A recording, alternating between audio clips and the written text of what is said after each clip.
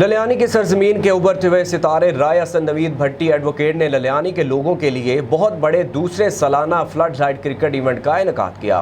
دوسرا سالانہ flood light cricket festival للیانی میں منعقد ہوا، جس میں علاقہ کی معروف ٹیموں نے حصہ لیا۔ پرنس کرکٹ کلب لڈے والا اور اسکیسر بار کرکٹ کلب کے درمیان کانٹے دار مقابلہ ہوا، جسے پرنس کرکٹ کلب لڈے والا نے سنسنی خیز مقابلے کے بعد جیت کر ٹورنامنٹ اپنے نام کیا۔ تقریب میں تقسیم انعامات کے مہمان خصوصی رائے اسد نوید بھٹی ایڈوکیٹ اور رائے صفدر بھٹی آف ملیشیا تھے۔ اس موقع پر مہمان خصوصی نے اپنے خطاب میں کہا کہ کھیل ہی معاشرے میں انتشار کو ختم کرنے اور برداشت کے جذبے کو فروغ دینے کا باعث بن سکتے ہیں۔ جس قوم کے میدان آباد ہوتے ہیں، اس کے ہسپتال ویران ہو جاتے ہیں۔ رائے اسد نوید بھٹی، سمیع اللہ رانجھا، حمید رانجھا، فیصل شہزاد نے اپنے خیالات کا اظہار کرتے ہوئے کہا کہ ایسے ایونٹ ہی معاشرے کو بہتری کی طرف لا سکتے ہیں اور نوجوان نسل کو منشیات اور شدت پسندی جیسے واقعات سے بچا سکتے ہیں۔